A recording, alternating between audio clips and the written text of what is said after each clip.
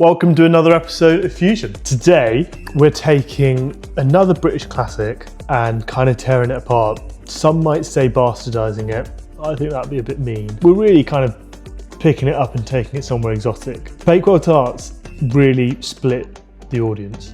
I know people who love them, I know people who absolutely hate them. I think the reason we hate them is because the ones that you get in the shops, those little cupcake ones that someone always brings into the staff room, are horrible.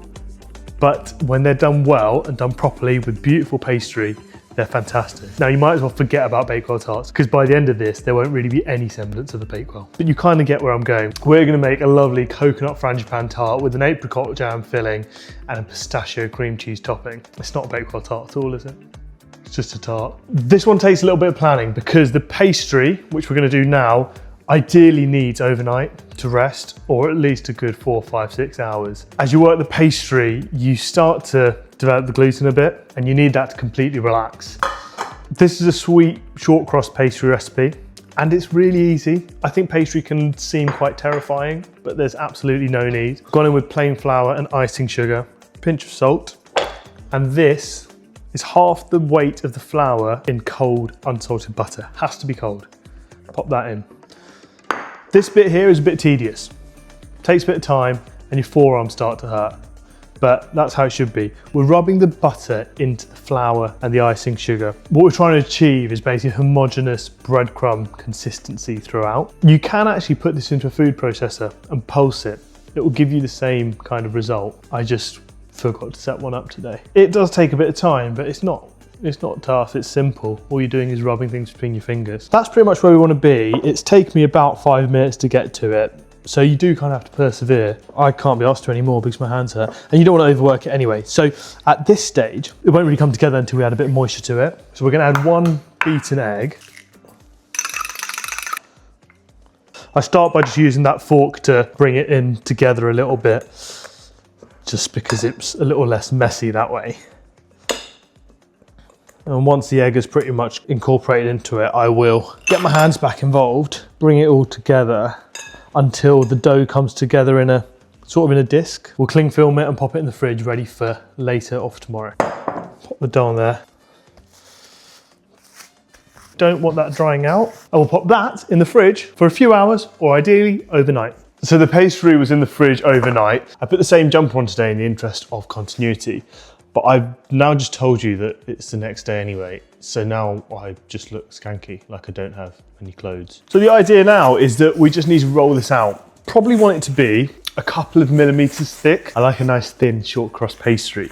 It means that the tart has a lovely, crisp, elegant outer as opposed to a kind of thick biscuity one. We want to flour the surface a little bit and flour the pastry too.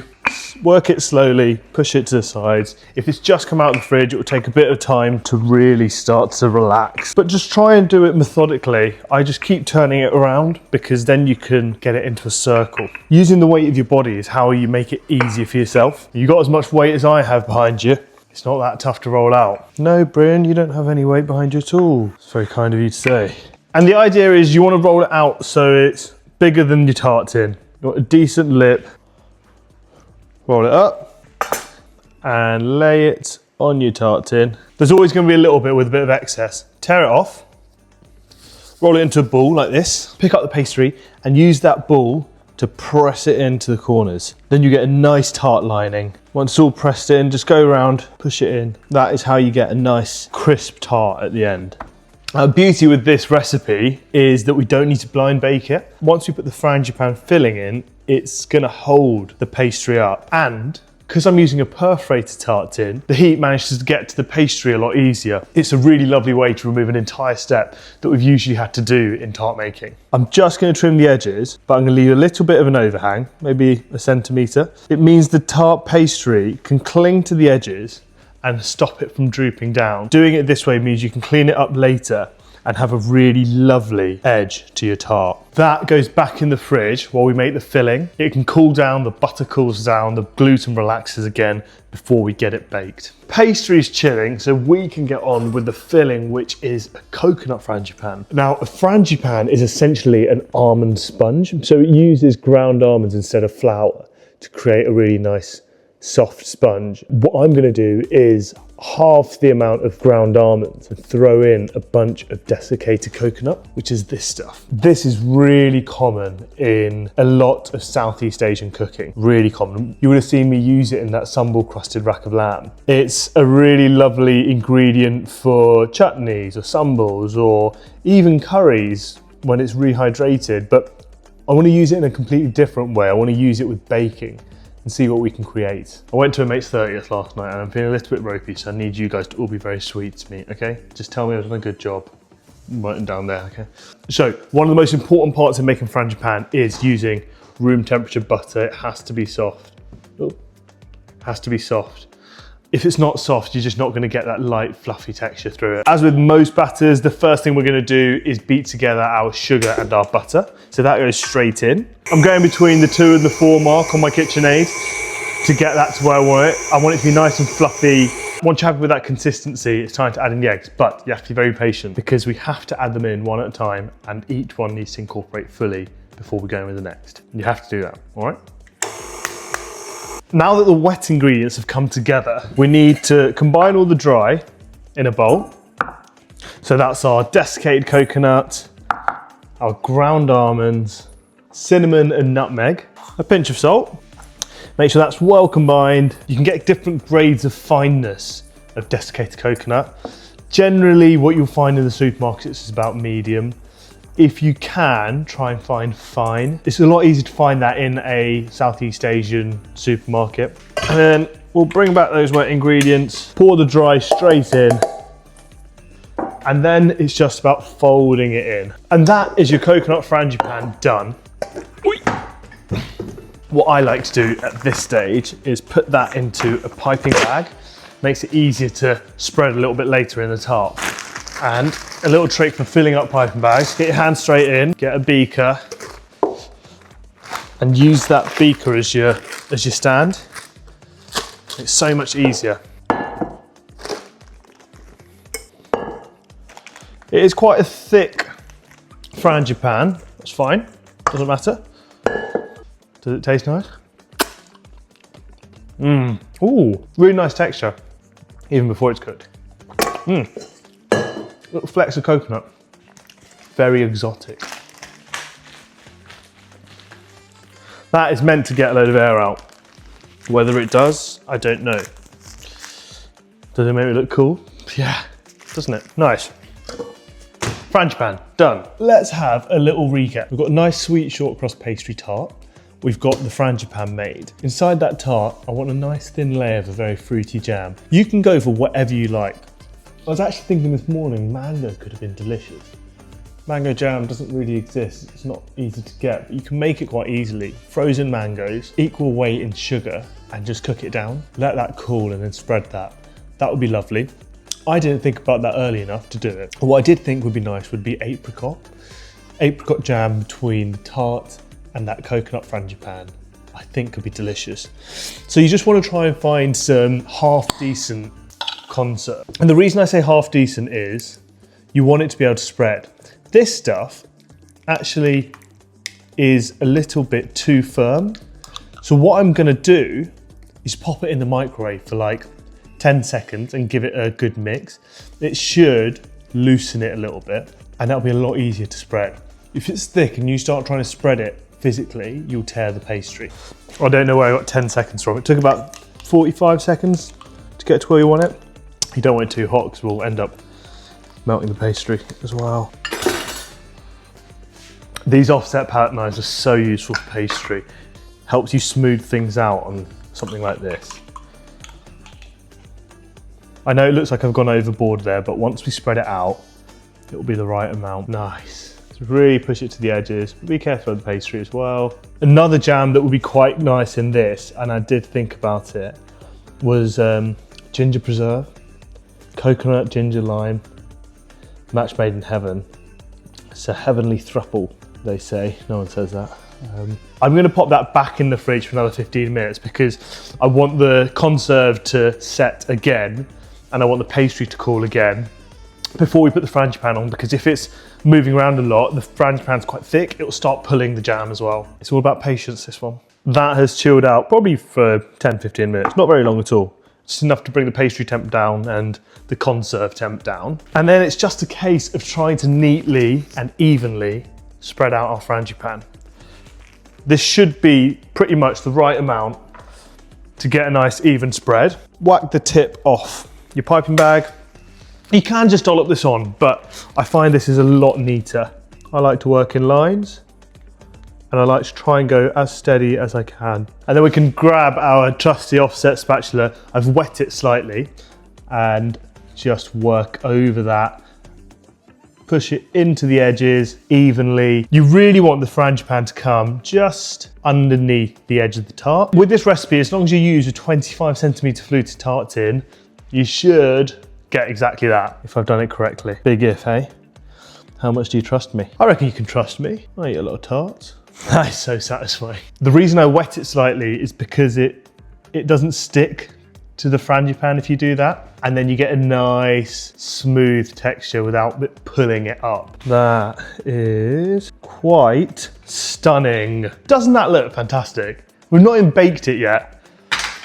I think we should bake it though. Straight into the oven, 175 degrees Celsius.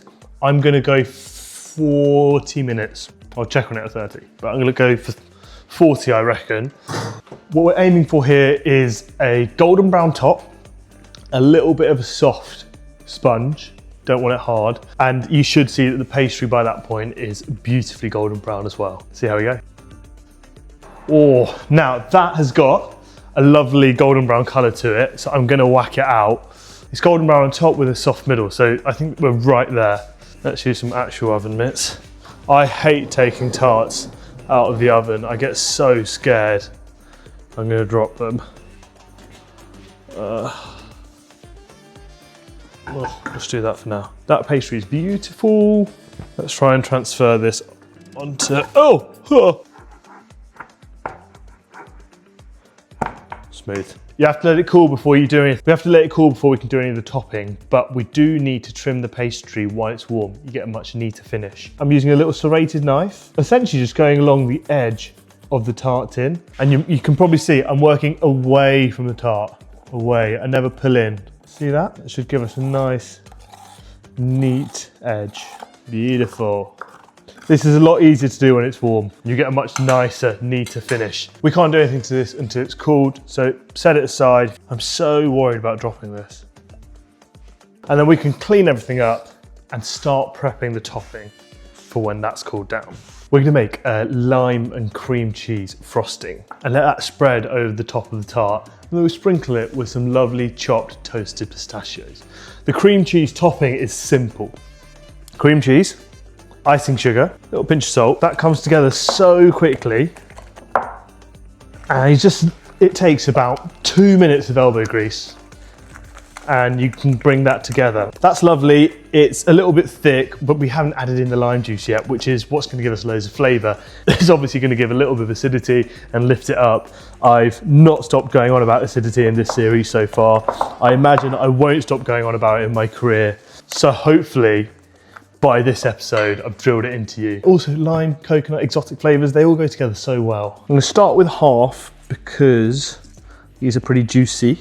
And consistency wise, you are looking for it to be a little bit runny because we want it to spread over that tart quite evenly.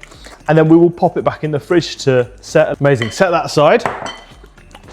Get rid of our rubbish. The other, amazing. So we can set that aside. And then we've got these lovely pistachios, just about a handful here. What I want to do is toast them off into a dry pan, no oil. Pop that onto a medium-low heat. It's quite common when you do this, you forget about these and they end up burning. Try not to do that. A nice way to avoid that is put them on a plate and pop them in the microwave. 20 seconds, give them a stir, 20 seconds, give them a stir. After a few times, they'll become nice and toasted. The reason we toast nuts and things like pistachios is the heat brings out their natural oils.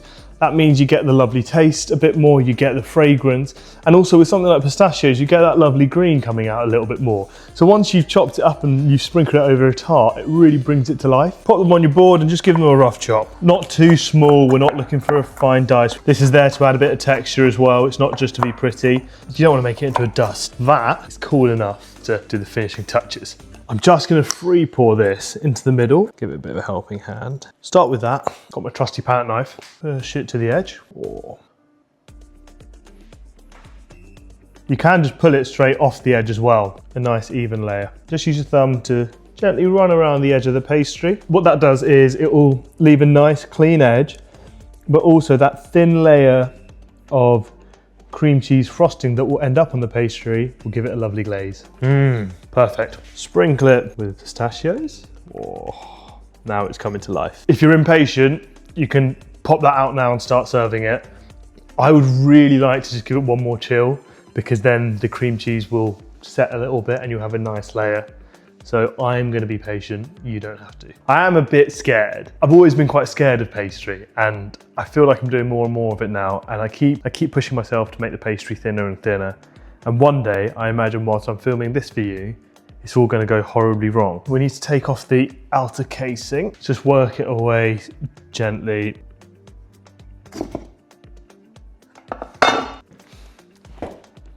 It's a tart. It is a tart. That's the easy bit. Getting it off the base is the worst bit. Oh yeah, that's a good one. Yeah. Yeah. Right, I want to slide it off the base. So I've got another really thin palette knife that I'm just, oh God, just breaking off anything. Sliding with the base. Any pastry chefs out there know what the best way is to do this. It just won't lift off the base. Woo! Right. Let's cut into it. Moment you've all been waiting for. See how it looks. See how it tastes.